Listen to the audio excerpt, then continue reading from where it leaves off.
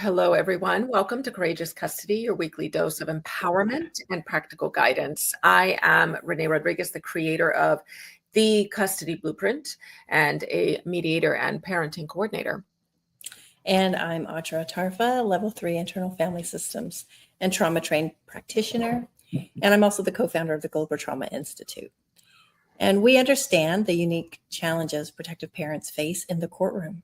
And here at Courageous Custody, our mission is to equip you with the strategic thinking and emotional support that you need to navigate this difficult journey with strength and resilience. So every Thursday at 7 p.m. Eastern, we're going to go live on YouTube, Instagram, and Facebook, bringing you inspiration and insight from stories about courageous parents who have walked in your shoes and emerged victorious in big ways and small, and practical strategies from us to help you advocate for your children and manage your trauma as you go through your custody case.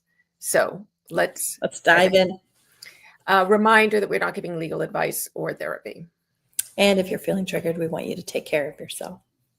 So today's topic is demystifying January divorce month, which we're in right now, right? We are in it. Yeah. January is often called divorce month due to a spike in divorce filings and inquiries. People often reflect on their lives and relationships after the holiday season.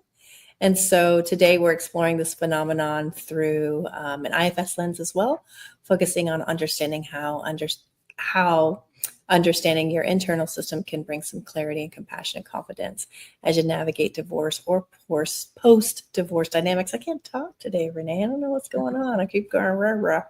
So why January, Renee? The emotional surge after the holidays, right? Holidays can amplify underlying tensions. Relationships is kind of like what we saw this a lot after COVID, like during COVID, post-COVID. A lot of people were breaking up, unresolved issues, and people end up staying together in forced situations. It just sort of brings all that to the forefront. Holidays bring up a lot of emotions in people anyways, families and so forth. So we definitely know that parts can become more activated during these times. And during the month of January, people make resolutions, intentions, and these manager parts can push for drastic change. Like, I can't live like this anymore. Exiles that have maybe never felt seen in the marriage or, are just deeply lonely or hurt. There's just types of things that happen, or, often in our case, when we have our clients who are dealing with, co-parents that have narcissistic tendencies and parts that are really quite, not present and dealing with a lot of neglect. It's an exposure of these parts, and it's, I'm not going to do this anymore. And this is not okay for me or my child. And so really taking some time and pausing to explore the parts can really help better understand what's truly driving that desire for change and what we're really trying to protect. Oftentimes that's what we're in this business about. We're helping moms and protective parents really make sure that their kiddos are safe and helping to help them achieve that in the courtroom. So why do you tend to see a surge? Do you tend to see a surge after in January? Yeah. I mean, the beginning of the year is an opportunity to, look, in general, no matter what people's personal goals are, we do see the beginning of the year as resolutions. And a lot of times when society supports resolutions, you're getting supportive emails and newsletters through to about mid-February. So we look at the beginning of the year as an opportunity to set things right. In this case, for our clients, we want them to make 2025 yours, right? Last year didn't go so well. And so it really is something that we see a lot, letting go of that frustration and seeing what's ahead. Yeah. And, one of the things that I see in our clients, and, you as an audience member watching Renee and I today on our show, when it comes to making decisions about divorce, there's a lot of inner conflict that can come up between parts. For example, there might be a loyalty driven part that may feel guilty about quote unquote breaking up the family. Oftentimes that's something that's heard, you're breaking up your family, and that causes one to sort of stay in abusive situations. And, making 2025 yours is about really setting boundaries and sort of coming into yourself and being safe often. There might be a freedom seeking part that may feel trapped and just desperate for relief. There may be a caretaker part that's worried about the impact on the children and maybe others involved, because it's not oftentimes when people get married, they don't just marry each other, but they marry each other's families as well. And lots of family members have lots of opinions. So we really want you to make 2025 yours by stepping into some self-leadership where you can listen to your parts, understand their concerns, and really help guide towards clarity without decisions that taking into considerations any decisions that you make, so not ones that will activate your parts even more. So we like to see January as an opportunity for self-reflection for you. And while the societal label of divorce month might seem overwhelming, January can actually be an ideal time for inner work, don't you think? Absolutely. Yeah. And I think this is an opportunity for protective parents to also feel that new hope that this year things will be different. I can reflect on what went wrong with my case last year, right? We want to take inventory. We want to see what went wrong, what led to that, and not in terms of placing blame, but almost becoming a mechanic and saying this action caused this. And again, with there also not self-blame, but just sort of looking at what led to what. Another thing on the checklist is making a plan. I can make a plan for what is already coming up on my case calendar. I know what's coming up, whether it be in a week, whether it be in 6 months, right? And I can reset my goals. Everyone comes in with the goal of what they want. And I think some of the people who are most successful are those who, once they've gotten more and more used to, here's what the court is like, not in a way where they're losing that hope, but where they're seeing that they're self-educating from what they're observing, that they're taking note and can figure out, well, I could reset my goals. I could probably ask for more than I'm asking for. I probably could adjust a little bit and give away a little more if it means that I'll get more here. So, resetting goals if needed and make them stronger or to fit the case better. But there's also an important goal, which is to identify the gaslighting you've experienced in the past, last year and before, from your ex, from your lawyer, from the court, from court professionals. Take a look at what you're convinced that you've been told, but the judge is never going to agree to that. Well, the judge is really mad about you doing this. Things that I hear again and again and again that turn out to simply not be true, but to follow your deepest instincts. And that means that for our clients who are even suffering such trauma, it's so ongoing. It's so, not that anyone's story is worse than anyone else's, but there's no denying that sometimes we see things that are especially hard to take, that the court is just letting occur, right? That everyone is turning away from, right? And we try to tell that story. And maybe part of 2025, part of working on those parts and really thinking about this is, January divorce month. This is when it's getting more and more, but I have plans for the next year. That part of your plan for next year is listening to the way that you are appearing. Are you, when you open your mouth in court to court professionals, even to your lawyer, and this is important because people think of their lawyers as their therapist, they should hear the whole story. I'm going to say that, are you telling a story or are you sharing data?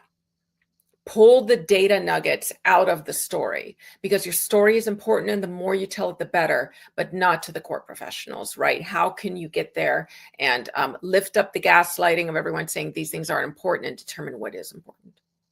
I think that's so important. That's, when we talk about it through an IFS lens, that's where that parts mapping comes into play, and and not just parts mapping of, okay, these are the parts that are present, but understanding when they show up. So if you start to parts map when you're in these different situations, maybe a person is able to tell when their narrative storytelling part comes up.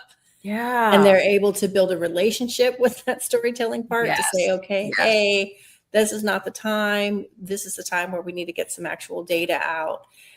Or if you're the storytelling part, then what are the important highlights of that data, of this story that I need to know? What are sort of the main idea? Give me 1 or 2 sentences that are important to you, storytelling part, and I'll write that down. So that's where that parts mapping and befriending portion that I talk about often is going to be helpful for when those parts get activated in those situations. You can journal about that, right? We talk about journaling all the time. And so journaling about what each part is feeling and needing, bringing that self energy in to hold space for these emotions. And I love that you said identifying like the gaslighting, and because it is so true. Because we talk about in internal family system, this is a whole nother episode, but we talk about something called legacy burdens. And we often say, is that, whose voice is that? Like, is that you saying that? Or is that something you've been told over and over and over again? And to really sit with that and like about how much percentage of that is actually true and how much of that is actually not true. Okay, so can we just take away what's not true? Okay, well, that's not true. That's not true. That's not true. Okay, let's cross all that out. Let's focus on what the actual data says is true, because also there's meaning making parts that work with these storytelling parts. Yeah. And something may not even have been said, have been written, like, and then we just have these meaning making parts out of stuff that's not actually true. So what is actually the real true story? And sitting down and mapping those parts and what they're trying to say and just getting sort of the main ideas for the data is really helpful. And understanding what of that data does matter to the court versus absolutely what, unfortunately, due to laws and that type of thing, just isn't something that the court can actually consider, although everyone agrees that they should. Even many court professionals believe that there are things that should be considered, but they're not part of the law. It's so true. It's so true. Everybody, I don't think there's been one case where we've come in where there's been a client and thought that like, this is evidence. The court's not going to see that as evidence. Like we think, yeah, it happens all the time. That story, it's not data it's not evidence for that story. We need, and even you if say this, it may not be. Yeah, you've said this in previous episodes, right? So those of you watching, go check out some of the previous episodes where Renee, she's talking about make sure everything that you present has data to back that up, And, let's just say, I'll just say that, and just to name it, that divorce often comes with a lot of shame and guilt and self-blame. You named that earlier, as parts really internalize the societal, the family, the familiar, the cultural judgments that people will impose on people who have gotten divorced. And so those are those feelings. I've mentioned exiles before. The exiles are usually carrying those feelings of shame and rejection. And so when you can connect with those parts of you that are feeling that and suffering from that and offering compassion, you can really let go of those toxic narratives. Like, I'm a bad mom, I'm a bad person, I'm a failure. Whoa, that's a big one. Maybe my ex is right about me, right? My ex is right. What they said was true, or even the questioning of the gaslighting yourself of like, well, maybe that, am I, am I the narcissist? Am I the narcissist? Yes. Am I the narcissist? And it's like, if you have to ask yourself, then that's a big no. Yes, that's a big no. Like, narcissists never ask themselves if they're the narcissist, right? So we really just are seeing January as a time of renewal. So divorce doesn't have to mean failure. It can really just signify a courageous step toward alignment, toward healing, toward making 2025 years. Yeah. And so, just as we wrap up, when you're considering divorce and we're in this process or navigating post-divorce or co-parenting or any of that, as we're in January, make this a time to prioritize being self-led, responding, not reacting, setting intentions for having some emotional well-being. We've said before, take 5-10 minutes if you feel like you don't have the time, literally 5 or 10 minutes, set a timer, even if it's just to pause and sit and be still. If you're feeling overwhelmed this January, take a step back, turn inward, understand your parts can help you navigate difficult decisions, and really follow us in our next few episodes. We're going to talk a bit more about all these different things from a parts lens as well. And again, January, new beginnings, right? whether you're reflecting on your relationships, whether you're setting boundaries, whether you're finding the courage to continue on in your case because maybe some things didn't go as well as you wanted it to last year. You have the power to lead from within. You do have the power to change. And just when you think that things are not working out, it'll be something else that's sort of aligned up that actually works. And if you approach all of these things with self-energy, you can really face any challenge with that grace, compassion, and courage that you need. So we're going to help you make 2025 yours here at Courageous Custody. So thanks for tuning in. Yes, that's all for this week's episode of Courageous Custody. But before we go, thank you so much for joining us. Whether you're doing it live on replay, we are grateful to have helped you in any way that we can. We have some great takeaways for this week. Use January for self-reflection. Address your shame with compassion, and think of the start of the year as the time of renewal. Yeah. Next week, join us again. Well, it's my voice again, Renee. Join us again, 7 p.m. Eastern here. Like or follow or bookmark us so that you can get notifications and not miss a thing, because what we're talking about might catch you just when you need it. So leave your comments below wherever you're listening. Remember, you are not alone.